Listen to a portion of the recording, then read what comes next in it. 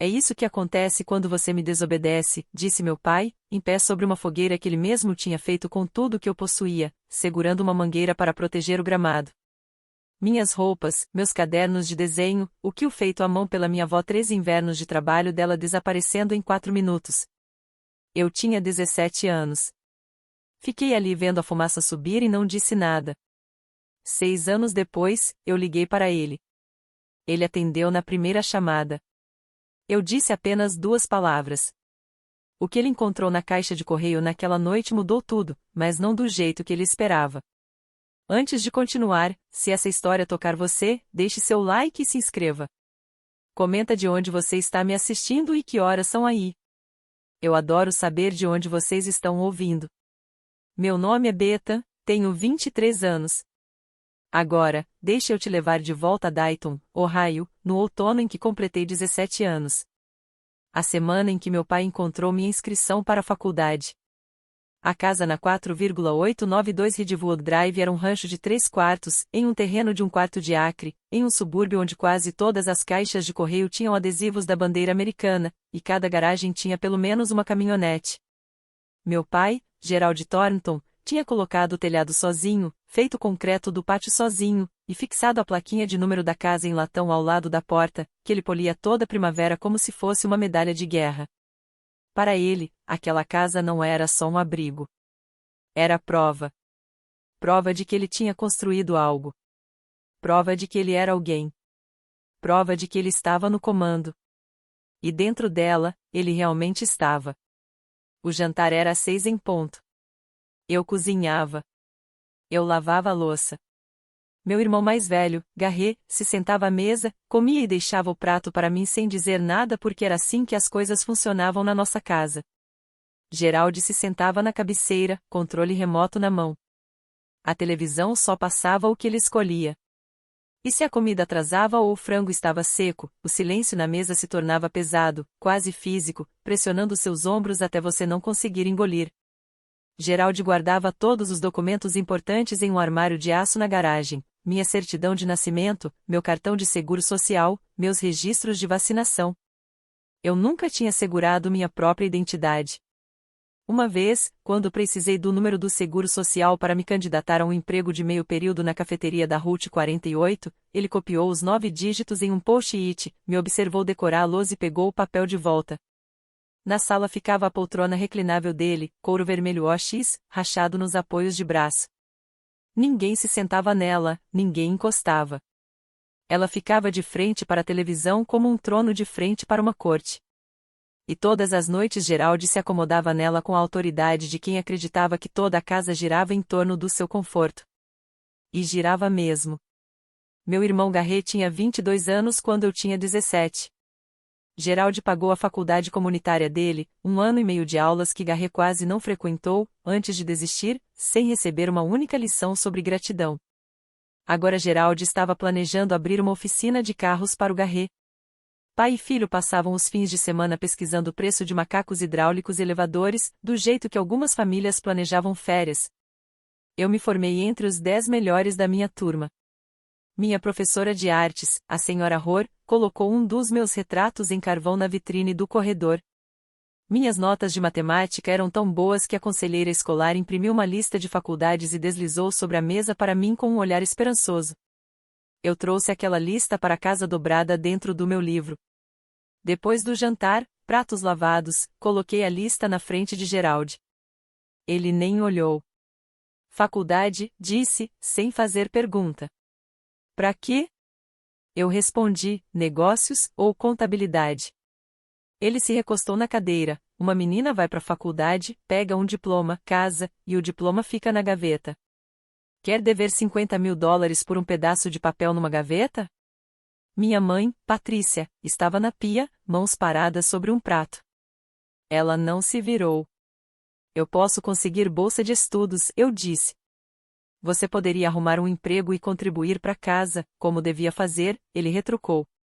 Eu já trabalhava nos finais de semana na cafeteria da Route 48, $8,75 por hora. Cada centavo era depositado diretamente em uma conta que Gerald abriu no nome dos dois. Eu nunca vi um extrato bancário. Não tinha cartão de débito. meu trabalho entrava e Geraldi decidia o que saía. O futuro do Garret era um investimento. O meu, uma despesa. Mas toda terça e quinta-feira, depois da escola, eu ficava na biblioteca. Geraldi achava que eu estava organizando livros para ganhar crédito de voluntariado. Não estava. Quando eu tinha 14 anos, Geraldi bateu a palma da mão na mesa de jantar tão forte que os copos de água pularam.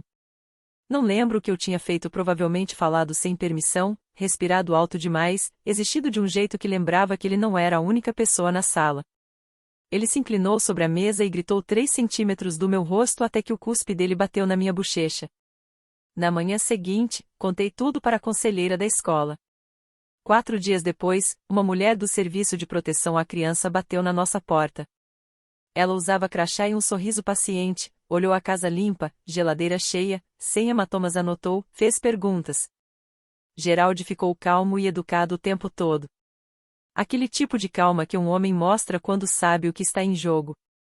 Nada aconteceu, mas Geraldi nunca esqueceu.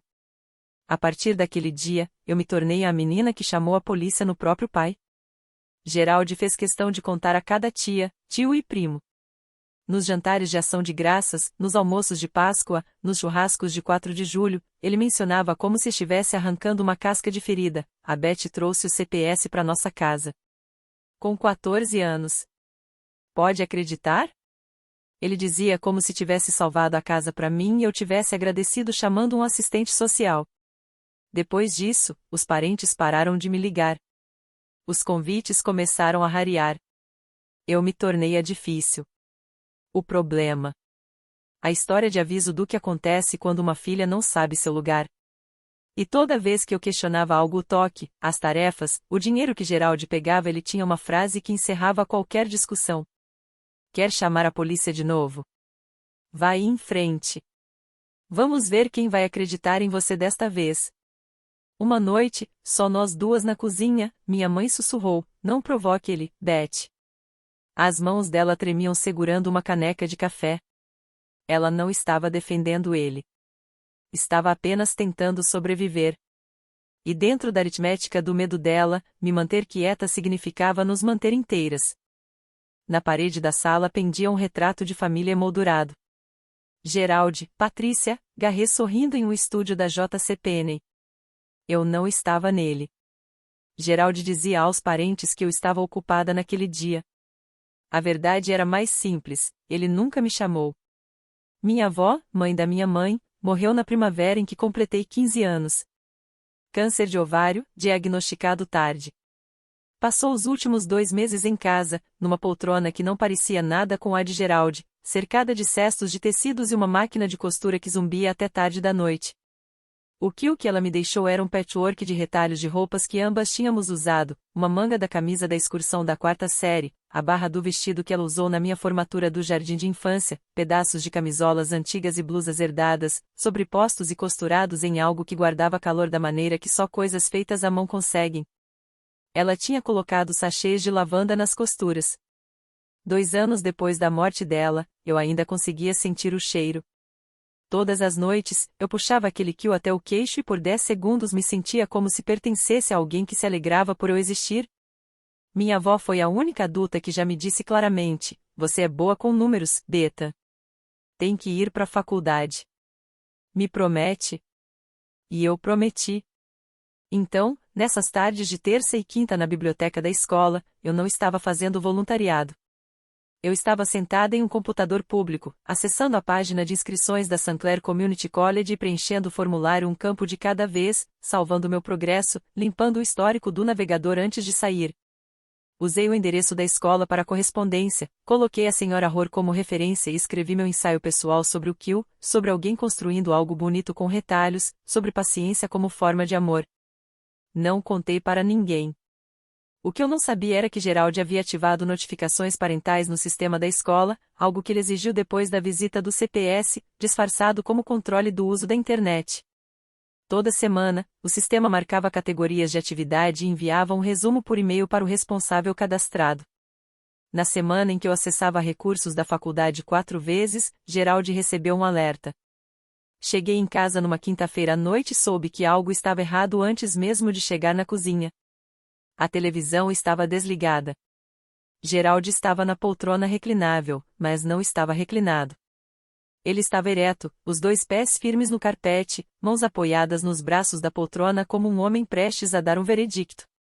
A casa estava silenciosa de um jeito que silêncio não deveria ser, pesado, carregado, aquele tipo de quietude que faz os tímpanos vibrar. Sentada, disse ele. Sentei no sofá à frente. A mochila ainda estava nas minhas costas, o zíper pressionando minha coluna. Recebi um e-mail da escola, ele disse. A voz baixa e firme era pior que gritar. Gritar significava que a tempestade já tinha chegado.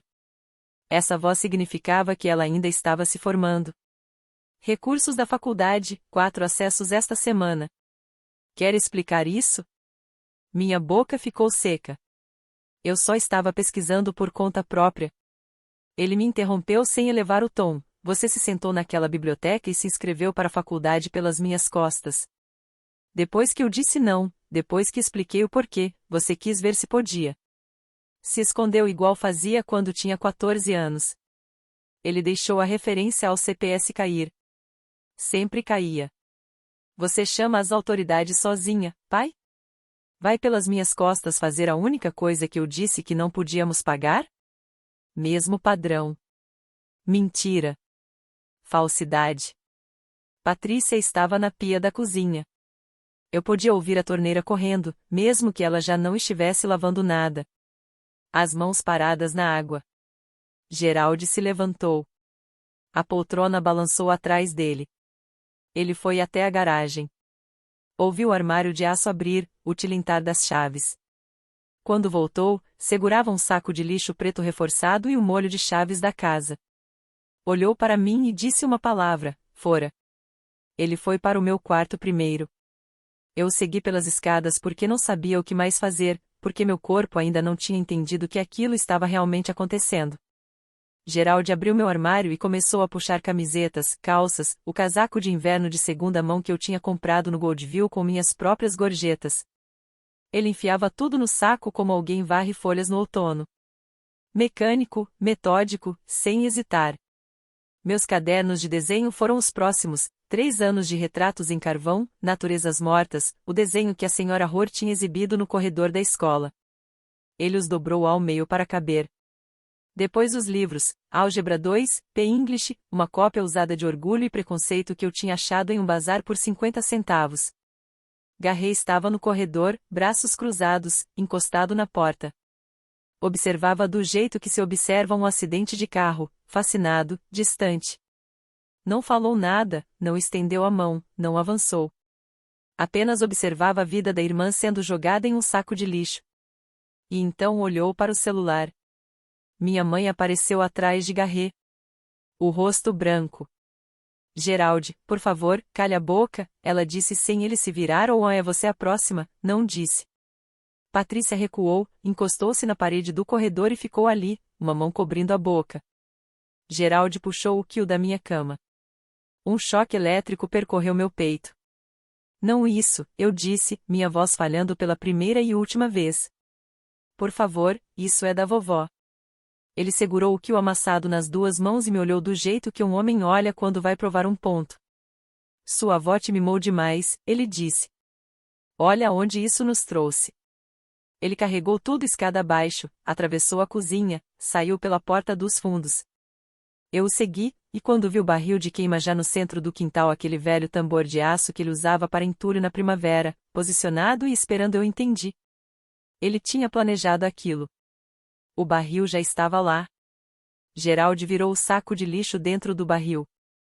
Minhas roupas, meus livros, meus cadernos de desenho, caíram como se não fossem nada.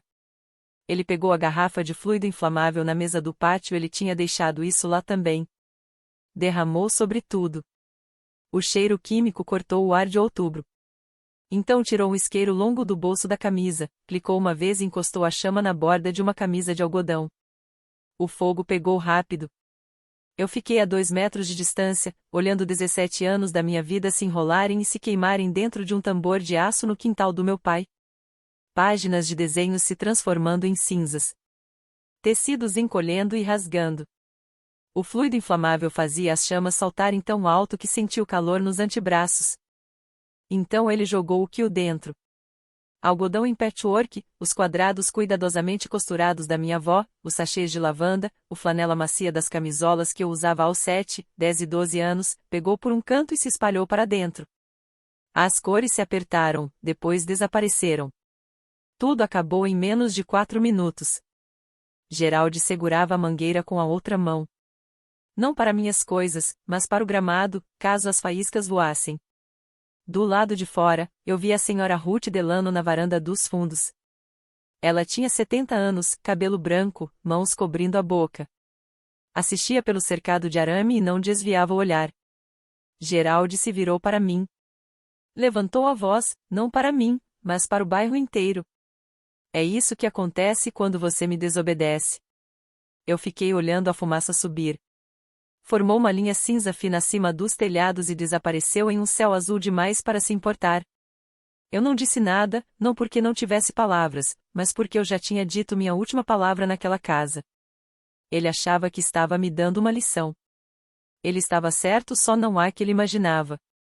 Naquela noite, eu deitei em um colchão vazio, em um quarto que cheirava a fluido inflamável e arrependimento. Sem quil, sem cadernos de desenho na mesa, sem casaco de inverno no armário. Geraldi trancou a porta da frente às 9, como sempre fazia. A trava que ele instalou, chave dos dois lados, para ninguém sair sem permissão. Por volta das 11, a porta do meu quarto se abriu. Sem bater, sem luz. Patrícia entrou silenciosa e sentou na beira do colchão. Ela não falou nada de imediato. Eu podia ouvir a respiração dela.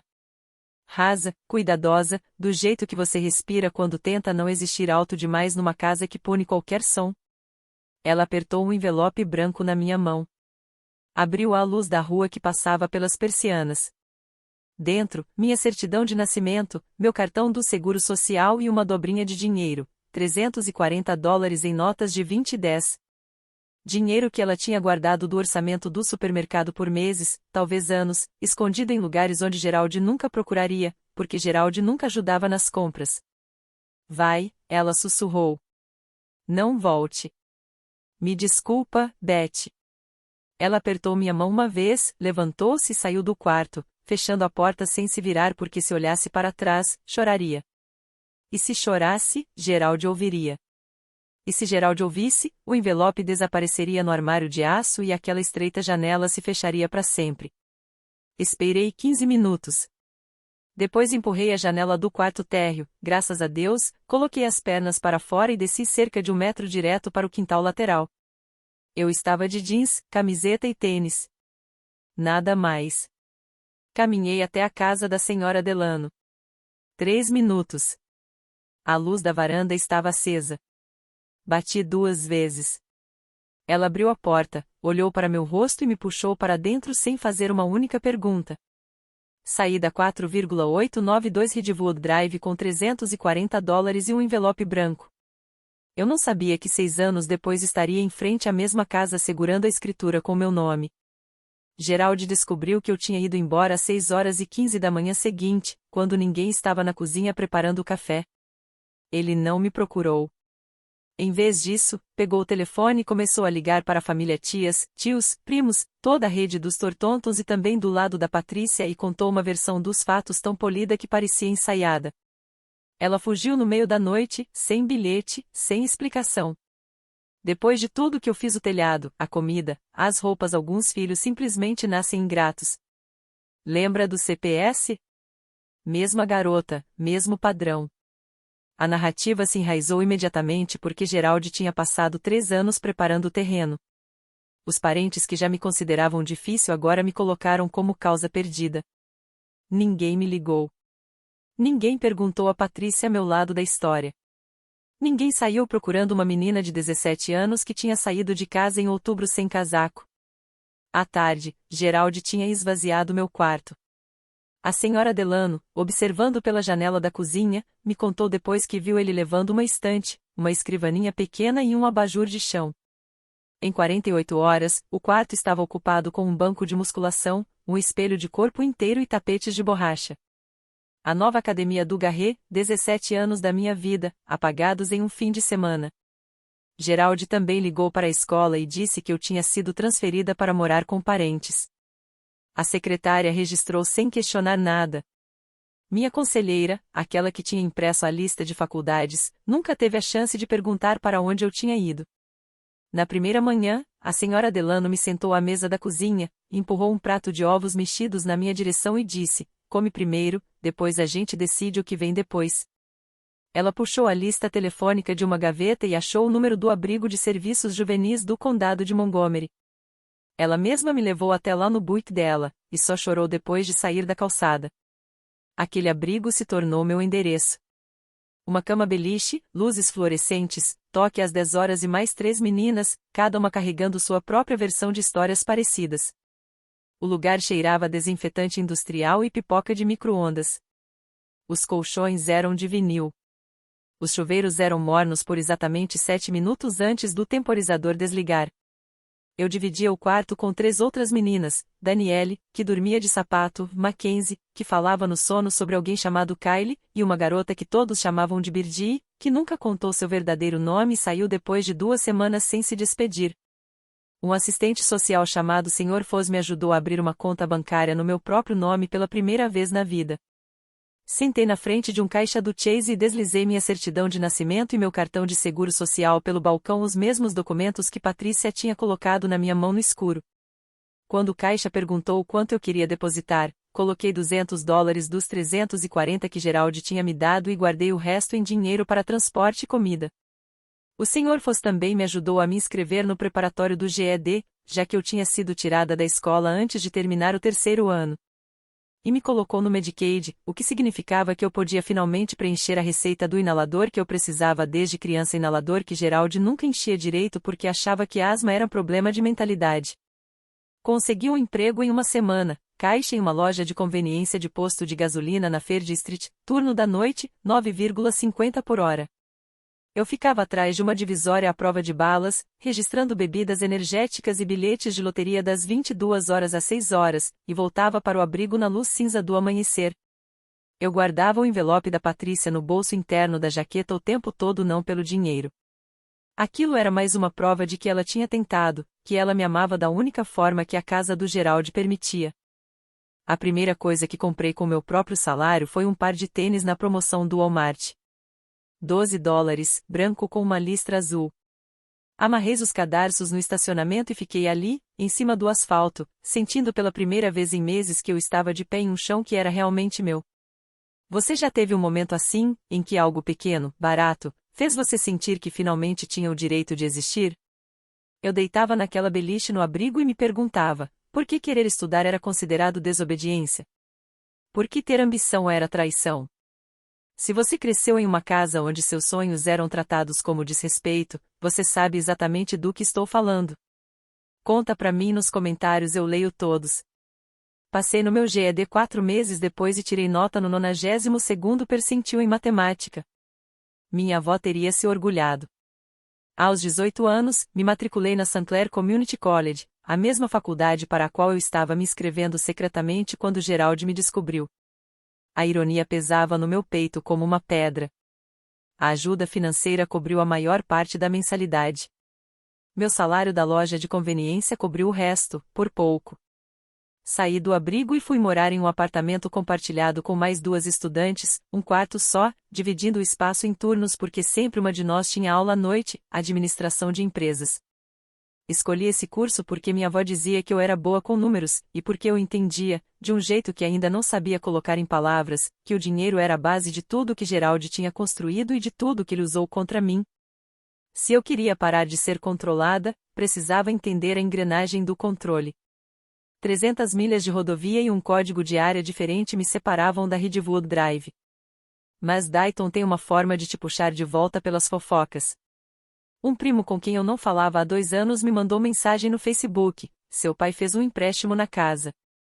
Algo sobre a oficina do Garret. Pesquisei. Registros públicos, Montgomery County Recorder Office. Gerald tinha aberto uma linha de crédito com garantia na casa, $85 mil, liberados no mesmo mês em que uma nova empresa foi registrada no estado. Thornton Anderson Auto Repair LLC filho, não filha, não família. Uma tarde, meu ônibus para o campus passou pela avenida comercial da Linen Avenue.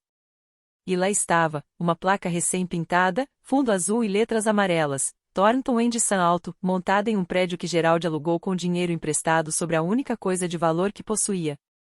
$85.000 no sonho do filho. $340 era o que minha mãe conseguiu juntar para o meu. No ano em que fiz 20 anos, quase desisti. Trabalhava em 2 empregos à loja de conveniência e um turno de faxina nos fins de semana em um Comfort na Pine 75 enquanto cursava 15 créditos na St. Clair. Meu alarme tocava às 5h30 da manhã, e algumas noites eu só conseguia dormir depois da 1h. Comia miojo, sanduíches de pasta de amendoim e restos do café da manhã continental que o hotel deixava os funcionários levarem em embalagens de isopor. Quase fiquei mal nos cálculos de 201.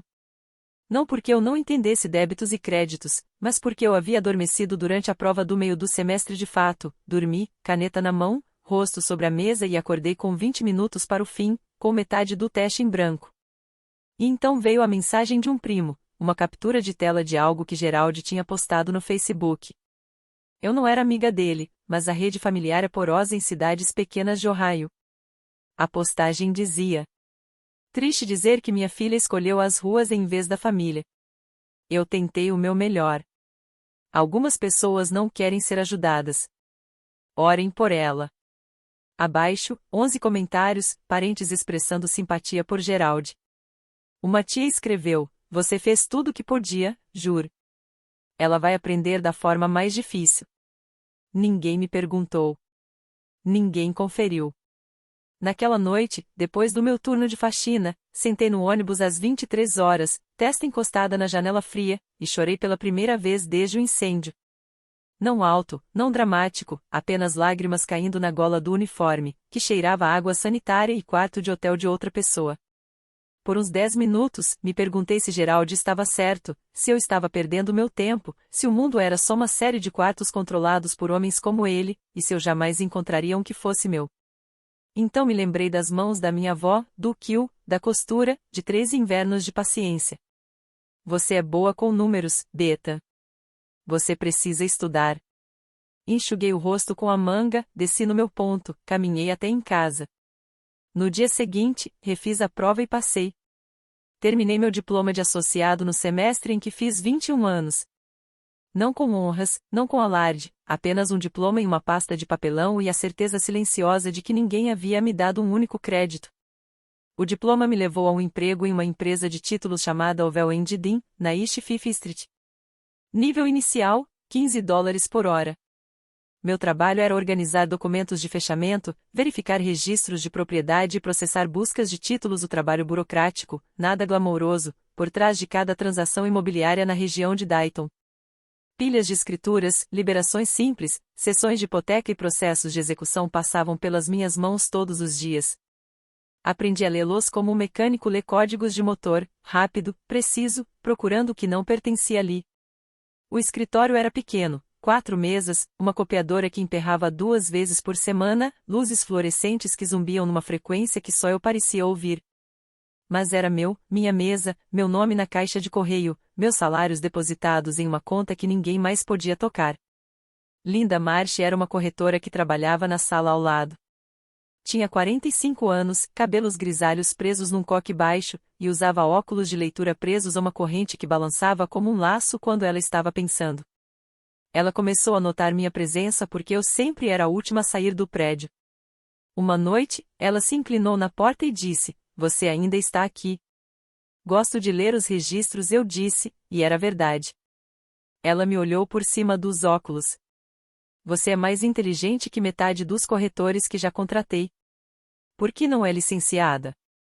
Estou trabalhando nisso, eu disse, o que ainda não era verdade, mas se tornou no momento em que ela falou. Linda começou a me orientar durante cafés, almoços e pilhas de análises comparativas. Ela me ensinou a ler um bairro, calcular o valor líquido de uma propriedade, identificar imóveis problemáticos antes mesmo de chegarem ao cartório. No mercado imobiliário, ela me disse uma vez: papel é poder. Quem segura a escritura, segura a verdade. Anotei isso em um post-it e coloquei na minha mesa. ficou lá por 2 anos. Passei no exame de licenciamento imobiliário de Ohio na primeira tentativa, 3 semanas depois do meu 22º aniversário. Linda me contratou como agente júnior na mesma tarde. Eu estava ganhando comissão agora. No começo não era muito, mas era suficiente para me mudar para um apartamento estúdio, sem precisar dormir em turnos, e suficiente para começar a colocar dinheiro numa conta poupança que eu conferia todo domingo de manhã com uma sensação que chegava perto da descrença. Enquanto isso, 600 milhas de trabalho duro me separavam da 4,892 Ridgewood Drive. Mas registros públicos não se importam com distância. Através da minha empresa de títulos, eu tinha acesso às mesmas bases de dados do condado que usava todos os dias na Ovel Dean. Eu não estava procurando pelo Gerald. Não precisava. Quando você trabalha com imóveis no condado de Montgomery, informações sobre cada propriedade, cada ônus, cada inadimplência, cada transferência passam na sua mesa como água. Você não precisa procurar. Elas vêm até você. E o que elas me disseram foi isso: a Thornton San Alto estava sangrando dinheiro. Garrett tinha contratado gente demais, gastado demais numa reforma que ninguém pediu, e estava usando a conta da empresa para despesas pessoais, aluguel de um Dodge Charger, viagens de fim de semana com a namorada. A oficina estava aberta há menos de 2 anos e já operava no prejuízo. Gerald, em vez de confrontar seu filho dourado, dobrou a aposta. Ele fez um refinanciamento com saque em dinheiro da casa, juntando a hipoteca original e o ELOC em um único empréstimo, empurrando a dívida total da 4.892 Ridgewood além do valor da casa. No papel, ele estava afundado. Na cabeça dele, estava salvando o legado da família. Uma noite, voltando de uma visita a um imóvel, passei pela avenida comercial da Linen Avenue. A placa da Thornton San Alto ainda brilhava, mas 2 lâmpadas de LED haviam queimado. O T e o U estavam apagados. A placa agora dizia a hora no San Alto. Era um tipo de detalhe que um romancista inventaria, mas era real. Eu vi e continuei dirigindo. A ligação veio numa manhã de domingo, 6 meses antes de tudo mudar. Não reconheci o número. Quase não atendi. Estava revisando comparativos para uma visita de listagem. Mas algo me fez deslizar o dedo. Beth. Eu não ouvia a voz da minha mãe há 4 anos. Estava mais fina do que eu lembrava, esticada como um fio que carrega a corrente demais. Mãe, estou ligando do telefone da Ruth. Senhora Dano? Claro, Patrícia não tinha um telefone que o Gerald não pudesse checar. A Ruth me passou seu número há muito tempo. Eu só não sabia se você ia atender. Eu atendi. Silêncio. Seu pai está sob muito estresse, Beth. A oficina não vai bem. Ele está bebendo mais. O Garrett quase não aparece mais. Ela não estava me pedindo dinheiro. Não estava me pedindo para voltar. Só estava falando. Do jeito que a gente fala quando fica segurando a respiração dentro de uma sala fechada e alguém finalmente abre uma janela. Você está bem, mãe? Pausa. Estou a mesma. Que na verdade queria dizer, não. Mãe, você pode ir embora. Sabe, tem recursos. Posso te ajudar a encontrar? Estou bem, Beth. Só queria ouvir sua voz. Conversamos mais 8 minutos. Ela perguntou o que eu estava fazendo. Eu contei que trabalhava com imóveis. Sua avó ficaria tão orgulhosa, disse ela. A voz quebrou. E depois se recompôs. E nós duas fingimos que nada tinha acontecido. Depois que desliguei, sentei no chão do apartamento por 10 minutos, olhando para a parede. Pensei em ligar para Gerald. Não liguei. Pensei em ligar para Garrett. Não liguei. Pensei em dirigir até Dayton e bater na porta da 4,892 Ridgewood e dizer, o quê? O que eu diria a um homem que queimou minhas coisas e dormiu tranquilo naquela noite? Nada. Não havia nada a dizer. 3 meses depois, eu estava sentada na minha mesa, rolando a lista semanal de execuções publicadas pelo Montgomery County Recorder's Office, uma tarefa que fazia rotineiramente como parte do meu trabalho, procurando oportunidades de investimento para os clientes da Linda. E um endereço familiar fez minha mão parar no mouse. 4.892 Ridgewood Drive. Aviso de inadimplência, Bank of Dayton, na data de leilão marcada em 60 dias. Li o endereço 3 vezes. Depois uma quarta. Então me afastei da mesa e olhei para o teto por um minuto inteiro, respirando pela boca como um nadador que emerge depois de muito tempo submerso. 4,892 Ridgewood Drive. Casa térrea, 3 quartos. Números de latão. Lazy boy na sala. Barril de queima no quintal. O aviso de inadimplência significava que Gerald havia perdido pagamentos por pelo menos 90 dias consecutivos. O banco tinha registrado a dívida no condado. Um aviso de venda viria em seguida, e então a casa iria a leilão no degrau do tribunal, aberta a qualquer licitante com um cheque administrativo e um pulso. Gerald Thornton, o homem que construiu toda a sua identidade em torno daquela casa, que polia os números de latão toda primavera, que refez o telhado com as próprias mãos, que me disse pelo menos 100 vezes que aquela casa significava as regras dele, tinha tomado empréstimos contra ela até que o banco decidiu que não era mais dele. Puxei o registro completo. O ELOC de 3 anos atrás, $85 mil. O refinanciamento com saque de 2 anos atrás. Mais 60 mil por cima. Dívida total garantida por uma casa que valeria, no máximo, 185 mil em um bom dia. Gerald não pagava a hipoteca há 6 meses. O banco seguiu todos os passos exigidos: aviso de inadimplência, direito de quitação, aviso de venda. E Gerald não fez nada. Nenhum pagamento, nenhuma negociação, nenhum acordo de venda curta. Ou ele não entendia a papelada, ou era orgulhoso demais para pedir ajuda, ou as duas coisas. Fechei a aba do navegador. Abri de novo. Fechei. Fui para a copa, servi um café e fiquei olhando pela janela. Lembrei do incêndio, do kill, do fluido inflamável, da mangueira que ele segurava para proteger o gramado, da minha casa, das minhas regras. Não mais disse em voz alta, para ninguém. Voltei para minha mesa e abri o calendário de leilões. Primeiro contei para Linda, antes de qualquer outra pessoa.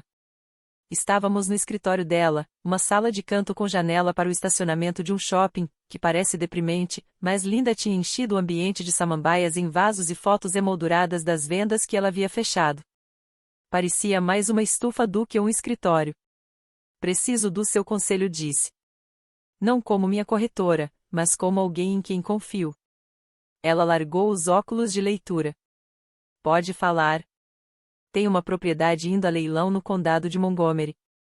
Casa térrea, 3 quartos, 1 quarto de acre. Precisa de um telhado novo e alguns reparos de encanamento, mas a estrutura é sólida. O preço de mercado no bairro é os 185 mil, estimativa de leilão provavelmente entre 120 e 140. Linda inclinou a cabeça. Margem decente. Qual é a pegadinha? É a casa do meu pai. Ela me olhou por um bom tempo. A samambaia balançava com o ar do ventilador acima de nós. Então ela fez a pergunta que eu precisava que ela fizesse. É uma decisão de negócios ou pessoal? Ambos respondi. Então deixa eu te perguntar, se fosse qualquer outra casa, de qualquer estranho, nesse preço e nesse bairro, você compraria? Eu já tinha feito as contas. Compra no leilão. Cerca de 130 mil, custos de fechamento e taxas de título, uns 4 mil reparos estimados, telhado, aquecedor de água, encanamento atualizado, 15 a 20 mil, custo total, uns 155 mil, valor de mercado após reparos, 185 a 190 mil. Mais de 30 mil de patrimônio embutido desde o primeiro dia. Sim, eu disse. Eu compraria. Então você já tem sua resposta. Ela fez uma pausa. Mas, Beta, tenha certeza de que você está comprando uma casa, não uma briga. Estou comprando uma casa, disse. Se por acaso for a casa onde meu pai queimou tudo que eu tinha, é problema dele, não meu. Linda me olhou por cima dos óculos. Depois assentiu lentamente, do jeito que fazia quando um negócio fazia sentido para ela. Vou te ajudar com a pré-aprovação, disse. Eu não fui atrás disso, mas também não ia me afastar. Passei as 3 semanas seguintes me preparando do jeito que a Linda me ensinou, do mesmo jeito que eu preparava qualquer propriedade de investimento, planilhas, análise detalhada, cuidado total. porque, se isso ia funcionar, tinha que ser limpo. Eu mesma conferi a escritura. O imóvel estava só no nome do Gerald. A Patrícia não constava no título, uma decisão dele quando compraram a casa há 24 anos, alegando que simplificava as coisas. O que de fato simplificava era o controle. Se a casa estava só no nome dele, Patrícia não podia opinar sobre nada, não podia vender, refinanciar ou impedir que ele pedisse empréstimo usando o imóvel como garantia. Ela era uma convidada na própria casa, e sempre tinha sido. Verifiquei as garantias, a hipoteca original, o ELILOC, o refinanciamento com saque, tudo vinculado à propriedade, tudo em inadimplência. Confirmei a data do leilão, o local Montgomery County Common Pleas Court e o requisito de depósito, um cheque administrativo de 10% do lance inicial, a ser entregue no momento da venda. Fui pré-aprovada para um empréstimo de investimento em uma cooperativa de crédito local, com a qual a Linda trabalhava há anos, e juntei isso às minhas economias. 4 anos de comissões, turnos no posto de gasolina, salários de limpeza em hotel, cada centavo que eu havia ganho desde o dia em que saí por aquela janela do quarto. Tinha dinheiro suficiente para o depósito e até um pouco mais. Na noite anterior ao leilão, não consegui dormir. Sentei no chão do meu apartamento com uma caneca de chá e a única foto que ainda possuía da minha antiga vida, uma polaroid da minha avó me segurando aos 5 anos, tirada em um piquenique da igreja. Eu estava rindo, e ela me olhava como se eu fosse a única coisa boa na foto. Guardei a foto de volta na carteira e configurei o alarme para 6 horas. Amanhã, eu estaria nos degraus do Tribunal do Condado de Montgomery, pronta para dar lance na casa onde meu pai me disse que eu não era nada. O cheque administrativo na minha bolsa tinha $14.000, 10% do lance inicial. Representava 6 anos de trabalho, 6 anos de silêncio e 6 anos me tornando alguém que Gerald Thornton nunca imaginou que eu poderia ser. O Tribunal do Condado de Montgomery cheirava a cera de piso e papel antigo. O leilão acontecia em uma sala no segundo andar, linóleo, cadeiras dobráveis, um púlpito à frente, e cerca de 20 pessoas sentadas em grupos, a maioria investidores ou advogados. Eu era a única mulher com menos de 30 anos. O leiloeiro passou pelas propriedades em ordem: um duplex na Wayne Avenue, um terreno vazio perto do Riverside, um prédio de apartamentos na Salem com disputa fiscal. Cada um era explicado em termos legais e resolvido em 60 segundos de lances monótonos e paletadas levantadas. Então, lote 7, 4,892 Ridgewood Drive, casa residencial unifamiliar, 3 quartos, um banheiro e meio, lote de 1 quarto de acre, venda por execução hipotecária, lance inicial definido pelo titular da garantia, $119.000. Meu peito apertou. Segurei minha paleta contra a coxa. 2 outros licitantes levantaram na hora, um homem de camisa polo que parecia comprar casas como algumas pessoas compram raspadinhas, e uma mulher com prancheta representando um grupo de investimentos regional. 119. 1.225. O homem da polo desistiu em 128. A mulher da prancheta empurrou até 130. Levantei minha paleta, 131. Ela me olhou, depois para a planilha, e balançou a cabeça. O leiloeiro esperou. Silêncio na sala, como se todos prendêssemos a respiração. Vendido. $131.000. Licitação número 7. Caminhei até a mesa do escrivão e assinei. A caneta era barata, azul, daquelas que o tribunal fornece, custando 12 centavos em lote. Mas, quando escrevi Bethan Thornton no contrato de compra, minha mão estava firme. O escrivão olhou para o nome, depois comparou com o nome do registro de execução hipotecária, Thornton e Thornton. Ela me olhou, eu olhei de volta. Carimbou o documento sem comentar nada. Gerald deixou passar todas as oportunidades de salvar a casa, cada período de cura, cada janela de negociação, cada chance de vender antes que o banco assumisse. Ele era orgulhoso demais para pedir ajuda, teimoso demais para admitir que a oficina tinha falhado, convencido demais de que 4.892 Ridgewood Drive sempre seria dele, porque ele decidirá que seria. Mas decisões não anulam inadimplências, e inadimplências não se importam com orgulho. A escritura foi registrada 17 dias depois, no Montgomery County Recorder Office. Peguei a cópia certificada numa terça-feira à tarde, sentei no carro no estacionamento do tribunal e a segurei com as 2 mãos, escritura de transferência. Compradora, Betha M. Thornton. Meu nome, minha casa. No sábado seguinte, dirigi até a Ridgewood Drive. Eu não passava por aquela rua há 6 anos. O bairro parecia o mesmo, gramados aparados, caixas de correio com bandeiras americanas, caminhonetes nas entradas, mas menor de alguma forma, como lugares da infância sempre encolhem quando você volta adulto, carregando medidas diferentes. Estacionei do outro lado da rua de 4.892. Os números de latão estavam manchados, Gerald não os havia polido. O concreto do pátio que ele mesmo tinha feito tinha uma rachadura longa. Mas a grama estava parada. Claro que estava. Gerald deixaria o telhado apodrecer antes de deixar a grama crescer mais de 5 centímetros. Ele estava lá fora, empurrando o cortador de grama em linhas retas, vestindo a mesma camisa xadrez do dia em que queimou minhas coisas. Ele não me viu. Saí do carro, fiquei na calçada em frente à casa dele, minha casa, e pedi a uma mulher que passeava com o cachorro para tirar uma foto minha. Ela sorriu e concordou. Na foto, eu estava em frente aos números de latão, 4.892, visíveis sobre meu ombro esquerdo. Minha expressão era calma, sem sorriso, sem raiva, apenas presente. Imprimi a foto em uma CVS. No verso, escrevi em letras maiúsculas e organizadas: nova proprietária, data do registro da escritura, Montgomery County Recorder Office, B. Thornton. Coloquei em um envelope branco, sem nome do lado de fora, exatamente como o que minha mãe me dera.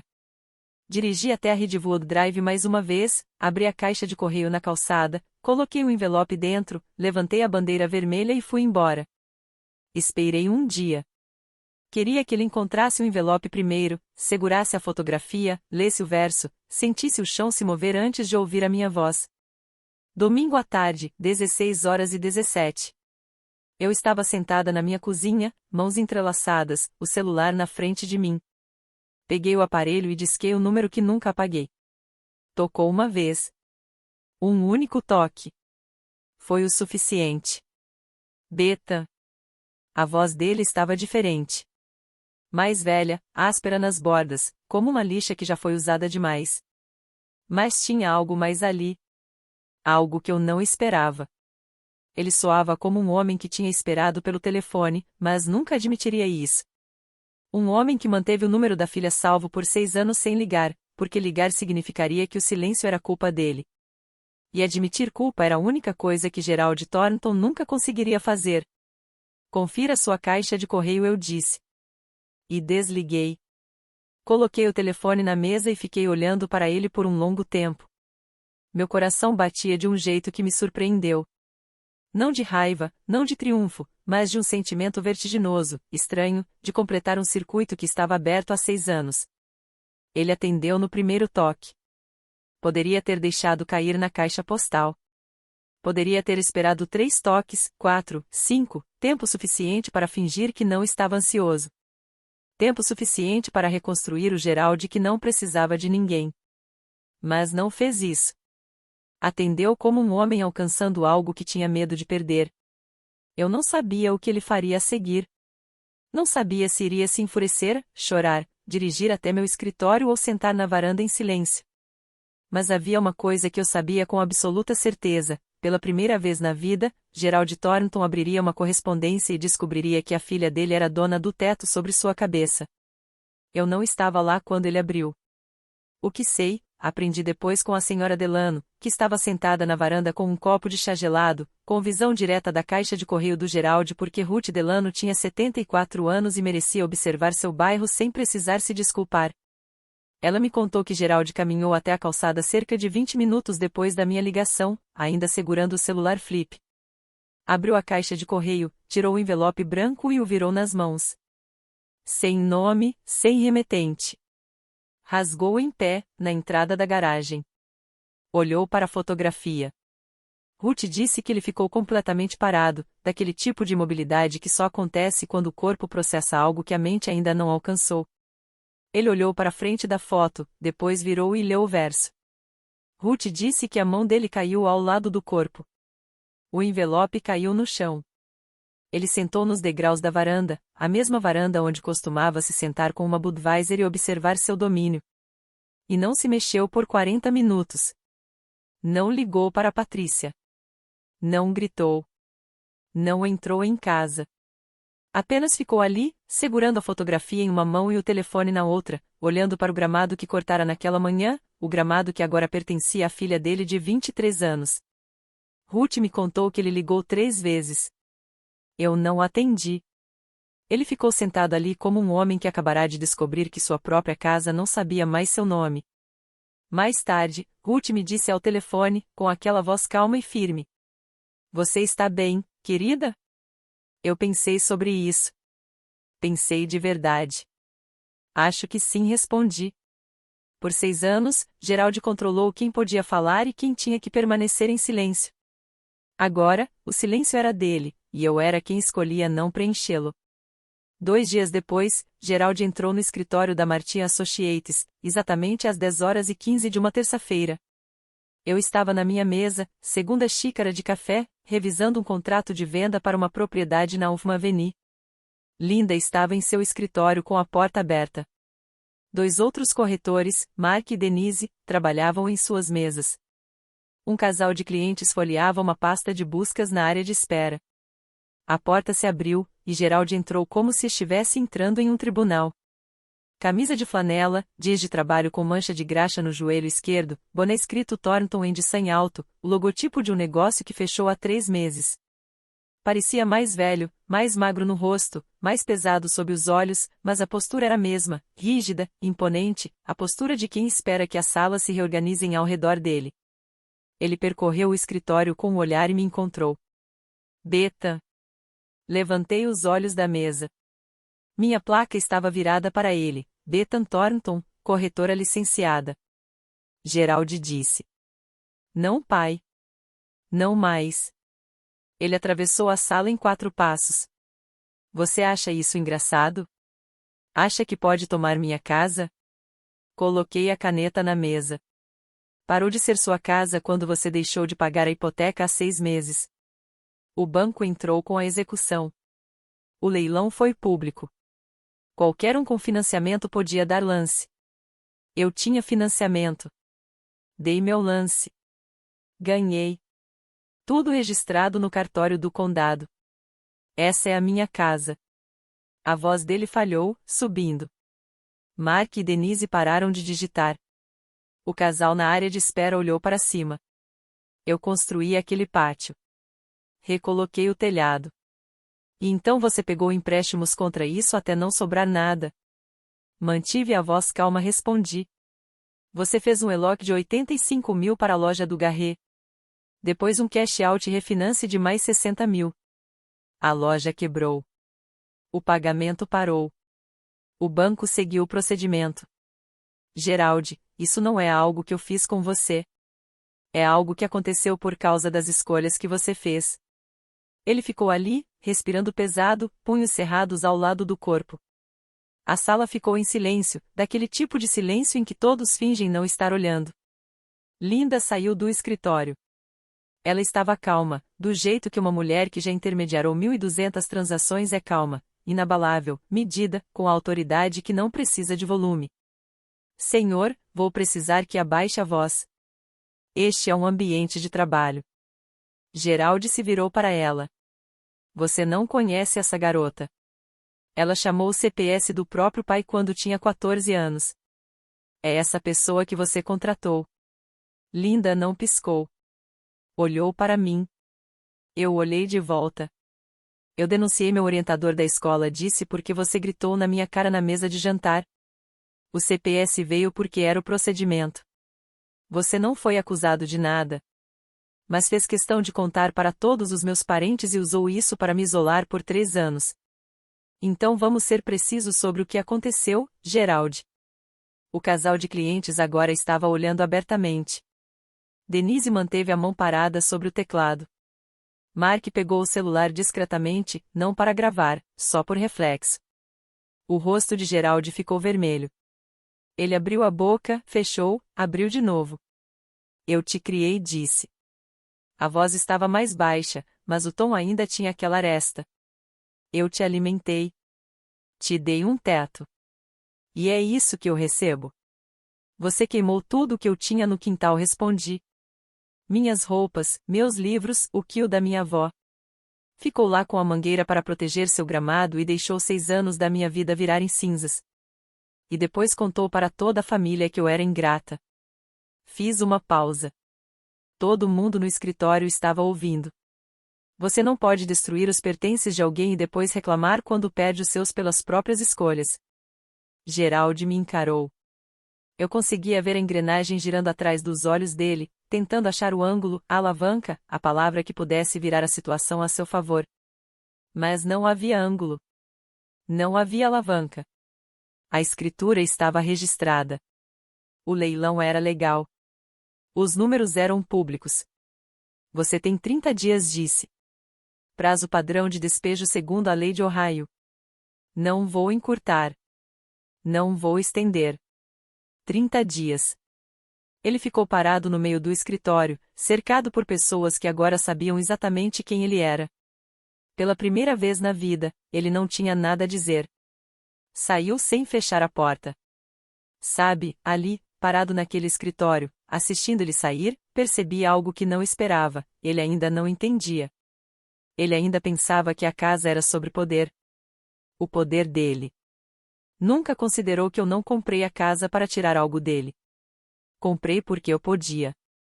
Porque 6 anos atrás eu não podia nem comprar uma passagem de ônibus. E agora eu podia comprar uma casa. A casa simplesmente aconteceu de ser dele.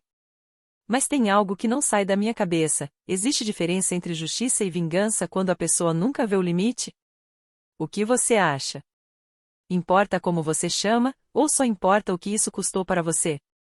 Me conta nos comentários, quero muito saber. Garrett me ligou 4 dias depois.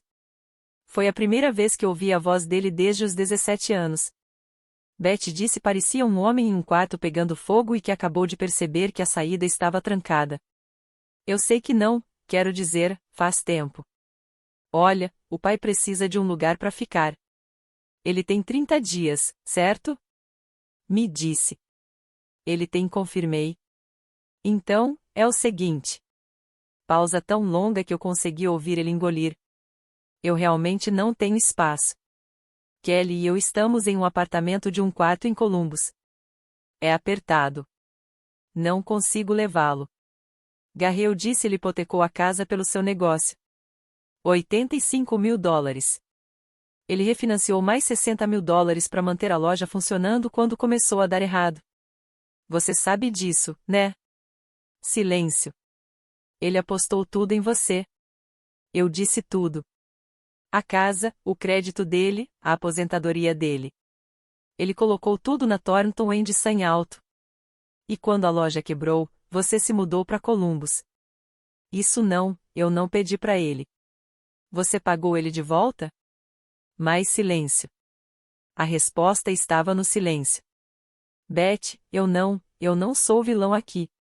Eu não disse que você era, eu respondi, mas também não sou a solução.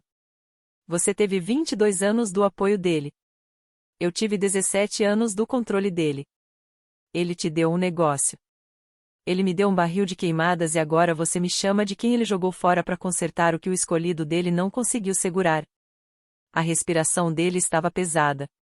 Eu não vou vender a casa, disse. E não vou deixar ele morar lá de aluguel. Essa não é minha responsabilidade. Se você quer ajudar seu pai, ajude. Mas você não pode me passar esse trabalho. Desliguei e fiquei pensando na placa. Thornton em San Alto, e como todo o dinheiro e fé da família tinha ido para 2 palavras em um letreiro. E quando o letreiro apagou, o filho continuou dirigindo. Ele apostou tudo no filho. E o filho o deixou no vermelho. Gerald se mudou no dia 27. Sem telefonema, sem endereço de encaminhamento. Mr. Delano me contou que viu ele carregando uma caminhonete emprestada, não a do Garrett, com caixas, uma mala e a poltrona reclinável. Ele foi para casa de um primo do outro lado de Dayton. O trono veio com ele. O reino não. Esperei uma semana. Aí fui para 4.892 Ridgewood com um chaveiro, um empreiteiro e um baú cheio de sentimentos que eu ainda não tinha organizado. A casa estava mais escura do que eu lembrava. Gerald tinha deixado ela em mau estado. Carpete manchado, torneira pingando na cozinha, sala com cheiro de Budweiser e jornal velho. Mas a estrutura estava sólida. As paredes retas. A fundação intacta, mesmo que o homem que morava nela não estivesse. Eu percorri todos os cômodos fazendo anotações pro empreiteiro: telhado novo, aquecedor de água, atualizar a parte hidráulica do banheiro do corredor, repintar. Era um projeto, não um milagre. O tipo de casa em que eu aprendi a ver potencial porque a Linda me ensinou a olhar além da superfície. Então cheguei no quarto dos fundos. Meu antigo quarto, que Geraldi tinha transformado na academia do Garret. O banco de pesos tinha sumido. O espelho também. Mas no canto, atrás da porta de correr do armário, havia uma prateleira que Geraldi aparentemente não tinha mexido porque assumiu que estava vazia. Não estava. Encontrei uma caixa de tênis Nike, amassada e empoeirada. Tirei a tampa. Dentro, 3 páginas arrancadas de um caderno de desenhos, bordas queimadas e enroladas. Um desenho a carvão das mãos de uma mulher, as mãos da minha avó desenhadas de memória quando eu tinha 16 anos. Abaixo, mais 2 esboços, parcialmente destruídos, e, no fundo, dobrado em um quadradinho, um pedaço de tecido, patchwork de algodão, com as bordas chamuscadas, perfume de lavanda desbotado, quase imperceptível, um único quadrado do cobertor. Geraldi tinha vasculhado as cinzas. Depois que o incêndio morreu, depois que eu fui para o meu quarto e a vizinhança apagou suas luzes, ele alcançou aquele barril de queimados e tirou essas coisas. Ele manteve tudo numa caixa de sapato em uma prateleira do armário por 6 anos. Nunca me contou, nunca usou para se desculpar. Simplesmente guardou, do mesmo jeito que guardou meu número de telefone, silenciosa, privada, inutilmente. Eu segurei o quadrado de tecido, sentei no chão vazio do meu antigo quarto e senti algo que não conseguia nomear. Não era perdão, nem raiva, algo no meio, como encontrar a marca de uma mão no cimento de alguém que quebrou sua janela. Não mudou o que ele fez, mas mudou a forma como eu lembrava dele, de um homem que só sabia destruir para um homem que também sabia se arrepender, mas que escolheu o jeito errado de carregar isso todas as vezes. Patrícia me ligou 3 dias depois que troquei as fechaduras. A voz dela estava diferente. Percebi imediatamente. Não mais aquela tensão fina que eu ouvi 6 meses antes, mas algo mais claro, como água cristalina. Ainda cautelosa, ainda quieta, mas presente de uma forma que não se via há anos. Ele está na casa do Dali, disse ela. Dali era primo do Geraldi, uma casa no lado oeste com sofá-cama e sem perguntas. Ele levou a poltrona reclinável e 3 caixas. Só isso. E você? Perguntei. Ainda estou na casa. Pausa. Sua casa. Nenhum de nós disse nada por alguns segundos. Beth, você quer que eu vá embora? Eu me encostei no balcão da cozinha e fechei os olhos. Lembrei dela no escuro, 6 anos atrás, deslizando um envelope na minha mão. $340, uma certidão de nascimento, um cartão de previdência social, toda a fortuna de uma mulher que passou 24 anos sob um teto que não era dela, casada com um homem que tratava silêncio como consentimento e obediência como amor. Quer ficar? Perguntei. Ela começou a chorar. Não aquele choro contido, mãos sobre a boca, que ela tinha aprendido na casa do Geraldi. Choro de verdade, que ocupa espaço, o tipo de choro que você dá quando percebe que recebeu uma porta aberta. Sim, disse ela. Por favor. Então fique. 200 por mês. Suficiente para cobrir as contas e manter a dignidade. Não estou te dando caridade, mãe. Estou te dando um contrato de aluguel. 200, ela repetiu. Vou consertar o telhado no próximo mês, o encanador vem na quinta-feira. E mãe, fiz uma pausa. O nome dele não está mais em nada. Nem na escritura, nem na caixa de correio, nem nas regras. Ela chorou de novo, mas desta vez era o tipo de choro que você dá quando um peso se levanta e seu corpo ainda não sabe como se sentir leve. Eu devia ter feito mais, Beth. Eu sei disso. Você me deu o envelope, mãe. Isso já foi suficiente para começar. Naquela noite, pela primeira vez em 24 anos, Patricia Thornton dormiu em uma casa com a porta da frente destrancada, porque quem segurava a tranca era a filha dela, e a filha acreditava em portas que se abrem por dentro. Passei os 4 finais de semana seguintes no 4892 Ridgewood com uma caixa de ferramentas, um empreiteiro chamado Ed, que devia um favor a Linda, e uma teimosia que aparentemente herdei da única pessoa que eu menos queria me parecer. Tiramos as telhas velhas e colocamos novas, cinza carvão em vez do marrom desbotado do Gerald. Escolhi a cor pessoalmente, parada no corredor de tintas da Loves por 20 minutos, passando os dedos sobre as amostras. Pintei o exterior de branco suave com detalhes em azul ardósia, uma paleta tão diferente do bege marrom do Gerald que a casa parecia outra completamente diferente na rua e esse era justamente o ponto. Os números de latão ficaram, mas eu os limpei. Eles mereciam mais do que descuido. Por dentro, Patrícia e eu levantamos o carpete manchado juntas e encontramos o piso de madeira escondido, que Gerald tinha coberto quando se mudaram porque não gostava do som dos passos. Lixamos e selamos, e a casa se encheu do cheiro de poliuretano e novos começos, que não é o mesmo cheiro, mas chegam na mesma estação. Transformei o quarto dos fundos, que havia sido a academia, de volta em um quarto de verdade. Nova pintura, cortinas novas, e na parede, em uma moldura simples de carvalho com vidro, pendurei o quadrado de tecido do cobertor que encontrei na caixa de sapato, com bordas queimadas e cheiro de lavanda desbotado, preservado. A senhora Delano veio um domingo com um kit de margaridas e 2 sacolas de terra para vasos. Nos ajoelhamos juntas no quintal, no mesmo lugar onde ficava o barril de queimados, e plantamos flores. Laranja dourado, daquelas que voltam todo ano sem precisar pedir. Ele queimou coisas neste quintal, eu disse. Ruth apertou a terra ao redor da muda e sorriu. E você as plantou? Gerald ligou em outubro, 5 meses depois do leilão, um mês depois que as margaridas floresceram. Eu estava sentada na varanda da frente, minha varanda, tomando café e observando o bairro se acomodar naquela tranquilidade de início de noite que faz os subúrbios de Ohio parecerem pinturas. As árvores da Ridgewood Drive estavam mudando de cor. A senhora Dano acenou do quintal. Patrícia estava dentro, assistindo televisão, como queria, no volume que queria. Meu telefone vibrou. Era o número do Gerald. Olhei para ele por 3 toques. Então atendi, Beta. A voz dele soava rouca à distância. Gerald. Uma pausa tão longa que consegui ouvir um cachorro latindo 2 ruas abaixo. Você sempre foi teimosa, ele disse. Eu sempre fui determinada, respondi. Você chamou de teimosia porque não te servia. Outra pausa. Eu conseguia ouvir a respiração dele, pesada e difícil, de um homem de 56 anos cujo orgulho tinha lhe custado tudo e cujos pulmões não eram mais os mesmos. Como está sua mãe? Ele perguntou. Era a primeira vez que ele falava sobre a Patrícia comigo. Não minha esposa, não ela. Sua mãe? Ela está bem, respondi. Está em Ridgewood. Está segura. Ele não respondeu. Não sei se podia. Gerald, disse eu, não vou fingir que o que você fez foi certo. O incêndio, o isolamento, a forma como você me apagou da família, não vou fingir que nada disso aconteceu. Fiz uma pausa. Mas também não vou te punir para sempre. Não vou facilitar, mas também não vou fechar a porta. Então, o que é isso?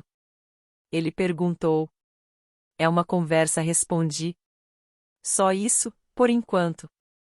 Ele ficou quieto por um longo tempo. Ok, disse, e desligou. Coloquei o telefone no corrimão da varanda e peguei meu café. O céu estava âmbar, escurecendo.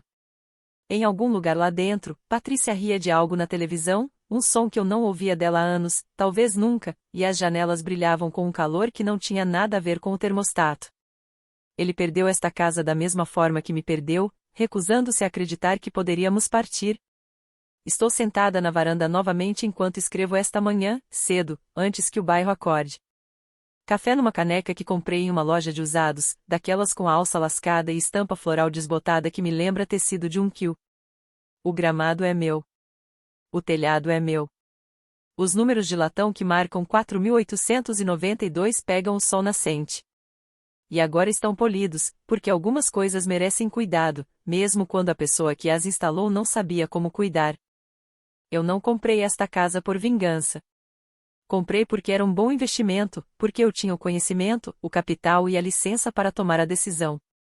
E por quê? 6 anos atrás, eu era uma garota de 17 anos parada neste quintal sem nada, vendo tudo que eu possuía se transformar em fumaça.